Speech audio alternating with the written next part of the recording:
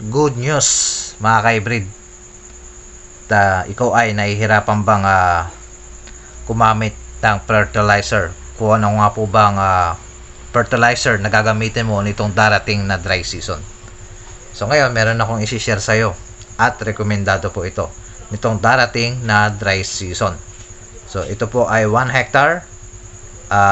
Kung kayo po ay magbabalak na magtanim nitong GSR variety natin, GSR 12, GSR 605, etc. At lalong-lalo na po yung Super 222 po mga ka-hybrid. I-reveal natin yan. Dito po yan sa aking YouTube channel, Luck by Farm Vlog. Ano pang hinihintay mo? Tara, let's go!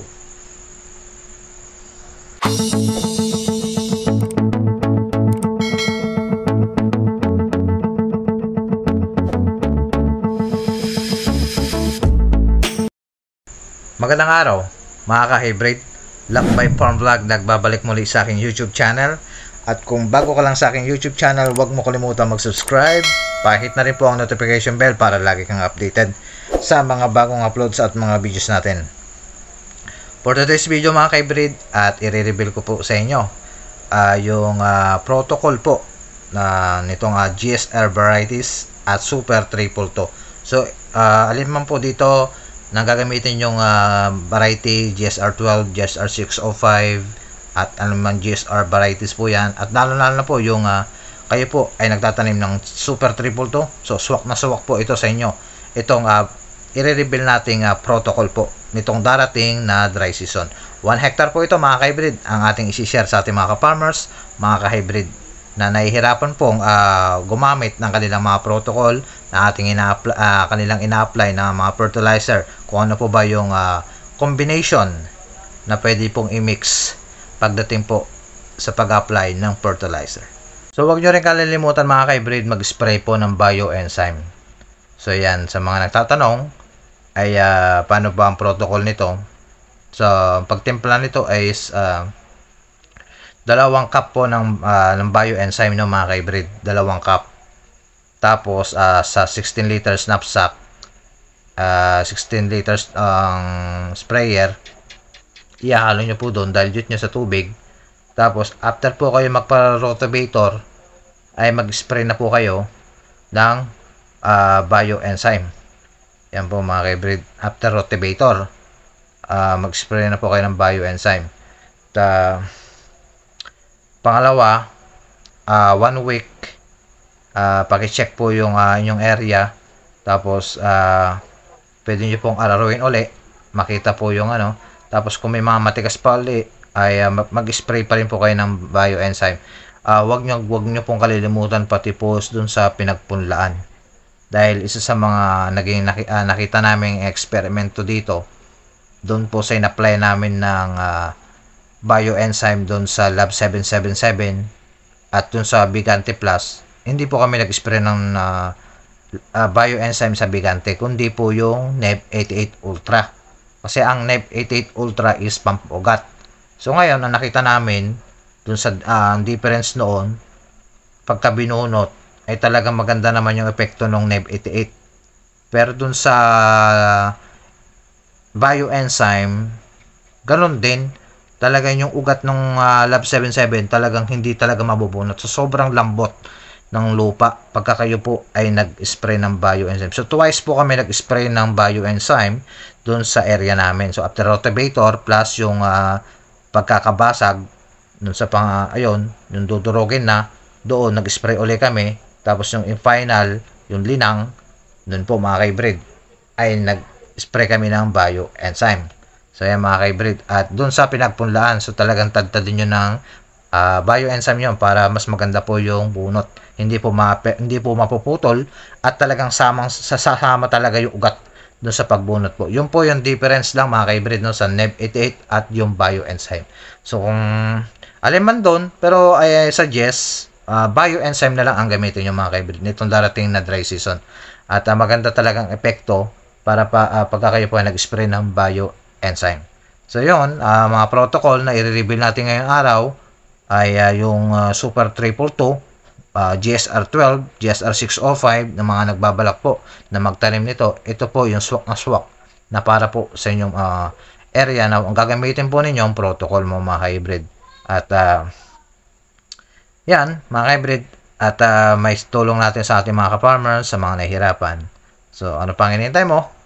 Tara, pag-usapan na natin yung protocol at yung binhi na gagamitin ninyo dito po sa aking YouTube channel, Lakbay Farm Vlog. So tara, let's go. Para po sa tamang pag-aalaga ng ating mga punlaan, siguraduhin decaleded na binhi ang ating pong gagamitin mga ka-hybrid, na kailangan na may mataas na potential yield. At tandaan din po natin mga ka-hybrid, at magkalendaryo po tayo sa bawat hakbang na gagawin o kumonsulta po sa mga eksperto. Para po sa unang hakbang para sa masaganang ani, ibilad ang binhi ng 2 oras bago po ito ibabad o 24 hours bago babad. Maghanda ng 300 to 400 square meter. Gumawa naman din po ng 9 plot at patagin. 1.5 meter ang lapad, 15 meter ang haba, depende po sa sukat ng pinitak ng inyong palayan, na may taas ng 2 to 3 cm bawat plot para masubaybayan ang daluyan at pasukan ng tubig kung kailangan. Ibabad po ang binhi sa loob ng 24 hours. Kulubin ito or incubate ang binhi sa loob ng 24 to 36 hours. Depende po ito sa nakasanayan. Isabog po ang mga buto sa kamang punlaan or 2 kilos per plot. So dako na tayo mga ka-hybrid sa pag-apply po ng abono sa punlaan o fertilizer management. Pagka kayo po ay nagsabog ng buto sa kamang punlaan, ay maaari po magbilang ng 10 days. So pagka 10 days po, ay doon po tayo mag-apply ng abono. So maghanda po tayo ng 15 kilos na complete fertilizer o yung triple 14. So ang himimix po natin dyan ay yung 5 kilos po na 210024 ammonium sulfate plus kasama po dyan yung 5 kilos po na 4600 or urea. So dako na po tayo mga ka-hybrid doon po sa paglilipat tanim. Isa sa mga kahalagahan para po malaman natin mga ka-hybrid, mga ka-farmers po, ang tamang pagbubunot ng ating mga punla. So maglipat tanim po tayo pagkalipas po ng 18 to 20 days. So halimbawa ay 18 days na po ang inyong punlaan, pwede na po bunutin ito at ilipat tanim. At maglaan lamang po ng 1 hanggang 2 tundos. Ang distansya po ay 20 by 20 cm or 8 by 8 inches. So alin man po dyan masunod, okay lang po mga ka-hybrid. So ang pinakamahalaga ay magtanim sa mga bakanting tundos pagkalipas po ng 7 to 10 days. Doon po sa mga part na namatay, yan po ang ating pwede pong lagyan ng mga tanim or susugutan po yan mga ka-hybrid. So dako na po tayo mga ka-hybrid doon sa pinakamahalagang part, doon po sa fertilizer management guide 40% na best timing po. Yung fertilizer guide, bags per hectare, ito po yung mga protocol na rekomendada po para po sa mga GSR variety at Super 222. So dako na tayo doon sa basal application, mid-tillering 0 to 7 day after transplant. So tayo po ay maglalagay dyan ng complete fertilizer o yung triple 14 po mga ka-hybrid. 1 hanggang 2 bag lamang po ang pwede nating i-apply.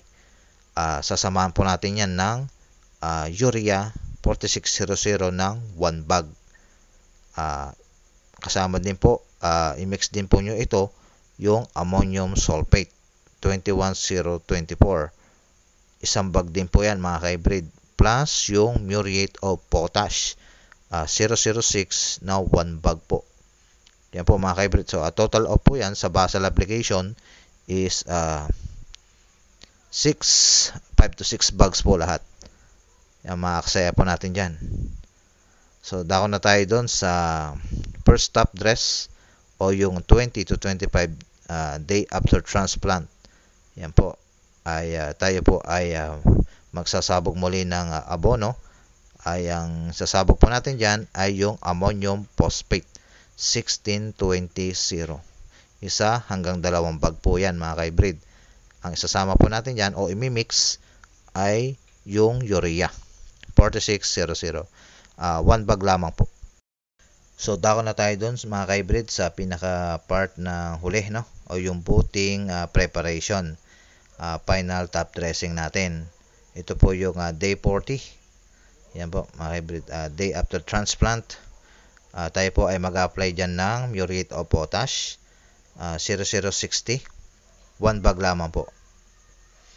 At imimix po natin dyan yung potassium nitrate na 17017, 2 bag po ang ating ihahalo dyan. Kasi po case to case basis po tayo dyan. So kasama po ay imimix natin dyan ay yung urea 4600. Aliman po dyan sa 1 bag or kalahating bag lamang po ang pwede nyo pong i-apply o ihalo mga ka-hybrid. So isang bag ng muriate of potash, 2 bags ng 17017 at plus po na 1 or 1/2 bag lamang po na 4600 or urea. So ang pinakamahalaga pa rin po rito mga ka-hybrid ay sundin po ang mga tamang alituntunin. So maglagay po tayo ng abono kapag hindi na po basa ang mga dahon ng ating palay. So magsuot ng mga akmang pangprotekta po sa ating mga katawan para po hindi po tayo maapektuhan po ng mga chemical sa ating ini-spray o ina-apply po natin sa ating mga palay. Isa sa pinakamahalaga din po mga ka-hybrid na tayo po ay mag-spray din po ng mga foliar para po sa mas maganda development ng ating mga palay. So hindi lang po yan, gumamit din po tayo ng mga subok at dekalidad ng chemical method pagdating po sa day 20, day after transplant, day 30, day 40 at day 50. Tayo po ay mag-apply po ng mga insecticide, fungicide at yung pang-growth hormones para po sa mas magandang reaction, epektibo at development ng ating magiging tanim, resulta na mas mataas po ang ating magiging ani nitong darating na dry season. Sama-sama po tayong pangalagaan at ingatan po ang ating pinaghirapang pinagkukunan po ng yaman. So yun na po mga ka-hybrid na munti kong tip, share sa mga protocol, mga fertilizer management para po nitong darating na dry season ay ito po ay may re-recommend ako po sa inyo sa mga nahihirapan po gumamit po ng mga protocol. So paki-consider po ito mga ka-hybrid, itong aking mga binigay na tip para po nitong darating na dry season. 1 hectare po ang area. So yun na po mga ka-hybrid. Don't forget to subscribe to my YouTube channel, hit the notification bell at pakishare na rin po sa ating mga baguhan at ating mga ka-hybrid, mga ka-farmers po para po sa ikalalago po ng ating channel. Makaabot po tayo ng 100k subscriber at isa sa mabibiyayaan ka ni Lakbay Farm dito po sa channel na to. So ingat po at God bless.